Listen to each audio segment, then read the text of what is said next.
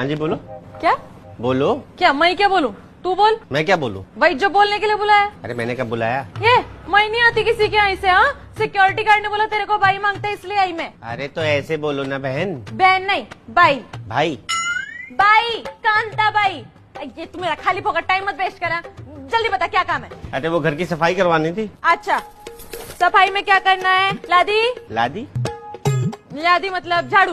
झाड़ू करना है, पोछा भी करना है। हाँ वो नहीं, लादी और पोछा दोनों करना है। अच्छा, और कुछ? खाना बनाना है। खाने में क्या मांगता है? दाल चावल रोटी सब्जी चिकन मटन फिश पापड़ खीर हलवा। वैसे दाल चावल रोटी सब्जी खाता हूँ, लेकिन कभी कभी चिकन मटन भी खा लेता हूँ। चिकन मटन स्पेशल मेन्यू में उसका एक्स्ट्रा चार्ज लगेगा। कितना? चिकन का 500, मटन का 800। नहीं आप समझे नहीं, खरीद के तो मैं ही लाऊंगा ना। ये हल्का खरीद के तू ही चलाएगा, ये मेरा बनाने का चार्ज है।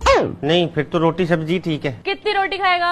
4-5। 4 या 5? नहीं वैसे तो मैं 4 ही रोटी खाता हूँ।